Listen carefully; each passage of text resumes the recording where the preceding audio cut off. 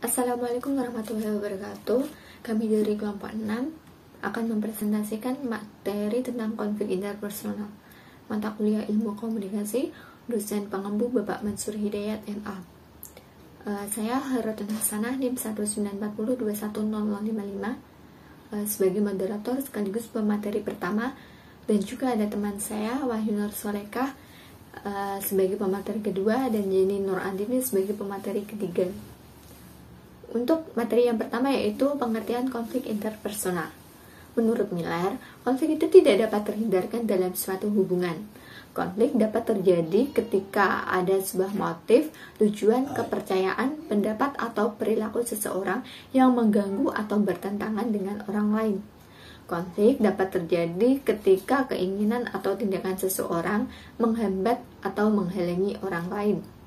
Konflik itu tidak dapat dihindari karena suasana hati dan preferensi setiap orang itu berbeda-beda. Menurut Han Ang Metcalf, konflik dibagi menjadi dua jenis, yaitu konflik intrapersonal dan juga konflik interpersonal. Konflik intrapersonal merupakan konflik yang terjadi dalam diri individu sendiri. Misalnya gini, ketika keyakinan yang dipegang oleh seorang individu itu bertentangan dengan budaya masyarakat atau keinginannya yang tidak sesuai dengan kemampuannya. Sedangkan konflik interpersonal merupakan konflik yang terjadi antar individu. Konflik ini terjadi dalam lingkungan sosial seperti keluarga, organisasi atau kelompok, masyarakat, sekolah, ataupun negara. Konflik interpersonal dapat berupa konflik antar individu dengan individu, individu dengan kelompok, maupun kelompok dengan kelompok. Konflik interpersonal adalah konflik yang muncul ketika dua orang atau lebih merasa keinginan mereka itu saling bertentangan. Seperti itu. Dwi Jayanti menyatakan bahwa konflik interpersonal merupakan konflik yang berkaitan dengan perselisihan antara dua orang anggota organisasi yang terjadi karena adanya perbedaan individual maupun keterbatasan sumber daya dan ketidaksesuaian tindakan antara pihak yang berhubungan. Sedangkan menurut pendapatnya Trisni, konflik interpersonal itu sendiri merupakan suatu konsekuensi dari sebuah proses komunikasi yang buruk, seperti salah pengertian, salah perhitungan, ataupun proses lainnya yang tanpa kita sadari dapat menimbulkan sebuah konflik. Nah, berdasarkan penjelasan tersebut, maka dapat disimpulkan bahwa persaingan konflik interpersonal ialah konflik yang terjadi karena pertentangan antar individu. Konflik interpersonal biasanya itu dipengaruhi karena adanya perbedaan di antara masing-masing individu tersebut, baik perbedaan pendapat, tujuan, maupun persaingan. Selanjutnya, aspek-aspek konflik interpersonal. Adapun aspek-aspek konflik interpersonal diantaranya yaitu yang pertama, unexpressed struggle. Konflik yang terjadi karena adanya perbedaan persepsi antar individu. Orang yang terlibat dalam sebuah konflik memiliki persepsi tentang pikiran dan perasaan yang berbeda dengan orang lain. Konflik itu terjadi ketika mereka sedang mengkomunikasikan pikiran dan perasaannya masing-masing, serta adanya peristiwa yang memicu timbulnya konflik. Nah, intinya dalam unexpressed struggle ini itulah adanya perbedaan persepsi antar individu. Kemudian yang kedua, interdependence atau adanya ketergantungan. Nah, konflik terjadi karena adanya ketergantungan antar individu yang ditandai dengan adanya aktivitas yang sama dan kepentingan yang sama. Pihak yang berkonflik terlibat dalam sebuah perjuangan dan merasa terganggu satu sama lain. Kemudian yang ketiga ada perceived incompatible goal. Nah, konflik ini terjadi karena adanya ketidaksesuaian tujuan di antara pihak yang berkonflik. Misalnya, pihak yang berkonflik itu mungkin menginginkan hal yang sama, namun terkadang mereka memiliki tujuan yang berbeda. Kemudian yang keempat ada perceived scarce resources. Nah, konflik ini terjadi apabila seseorang merasakan langkanya atau berkurangnya sumber daya seperti cinta, penghargaan, perhatian, rasa peduli, kekuasaan, ataupun harga diri. Nah, yang terakhir interference atau seseorang yang merasa terganggu. Nah, konflik terjadi apabila seseorang merasa terganggu dengan tindakan orang lain dan merasa kepentingannya itu dihalangi oleh orang lain. Sedangkan menurut Boles, James, Wigeri Howard, dan Heather Hadinofrio itu terdiri dari 5 indikator seperti tekanan kerja, banyaknya tuntutan tugas, kurangnya kebersamaan antara anggota keluarga, sibuk dengan pekerjaan, ataupun konflik komitmen dan tanggung jawab terhadap sebuah pekerjaan. Itulah dari saya. Selanjutnya akan dilanjutkan oleh Wahyu Nursoleka. Ciri-ciri konflik interpersonal. Menurut Wahyudi, dalam kegiatan organisasi pasti akan mengalami sebuah konflik dalam aktivitasnya. Nah, itu diantaranya yang pertama, di dalamnya terdapat sebuah perbedaan pendapat atau sebuah pertentangan antara individu maupun kelompok. Kedua, terdapat sebuah perselisihan dalam mencapai sebuah tujuan. Yang ketiga, terdapat pertentangan norma dan nilai-nilai individu kelompok.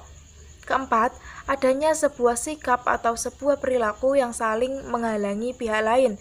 Yang kelima, adanya perdebatan dan pertentangan yang mengakibatkan munculnya kreativitas. Selanjutnya ada jenis-jenis konflik interpersonal. Nah, di situ ada konflik intra-individu, yaitu sebuah konflik yang dialami oleh individu dengan dirinya sendiri karena adanya tekanan, sebuah peran, dan ekspektasi dari luar yang berbeda dengan keinginan atau harapan tentunya. Yang kedua, ada konflik antar individu,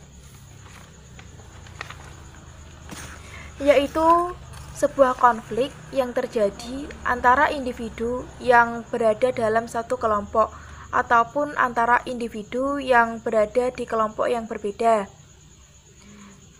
Nah, itu contohnya konflik antara si Z dan X yang kebetulan mereka itu bekerja pada bagian yang sama dan di sebuah perusahaan yang sama. Ketiga, ada konflik antar kelompok, yaitu kelompok yang bersifat kolektif antara satu kelompok dengan kelompok yang lain. Contohnya itu konflik yang terjadi antara kelompok A dan kelompok B yang di dalamnya itu terdapat bagian yang sama atau antara kelompok yang berbeda dengan bagian yang berbeda. Nah, yang terakhir ada konflik organisasi. Konflik organisasi ini terjadi antara unit organisasi yang dapat bersifat struktural dan fungsional tentunya. Nah, contohnya itu konflik yang terjadi antara bagian produksi dan pemasaran atau antara atasan dan perusahaan. Faktor-faktor yang mempengaruhi konflik interpersonal. A. Komunikasi. Komunikasi merupakan proses pengiriman dan penerimaan pesan antara dua orang atau lebih yang menimbulkan efek tertentu. B. Struktur. Struktur berkaitan dengan peran dan tugas-tugas individu yang berhubungan dengan orang lain. Lanjut C. Variabel pribadi. Variabel pribadi meliputi kepribadian, emosi, dan nilai-nilai yang dimiliki seseorang. Lanjut strategi penyelesaian konflik interpersonal. Konflik yang terjadi antara individu dan kelompok harus diselesaikan dengan solusi atau cara yang tepat supaya konflik tersebut dapat memberikan manfaat yang positif bagi individu tersebut dan tidak memberikan efek negatif bagi pihak lainnya. 1. Gaya menghindari lebih mengacu pada sikap yang tidak tegas dan tidak kooperatif. 2. Gaya memaksa. Gaya memaksa mengacu pada perilaku tegas dan kooperatif. 3. Gaya mengakomodasi. Gaya mengakomodasi mengacu pada perilaku bekerja sama namun tidak tegas. 4. 4. Gaya berkolaborasi. Gaya ini mengacu pada perilaku bekerjasama dan tegas dalam penyelesaian konflik interpersonal.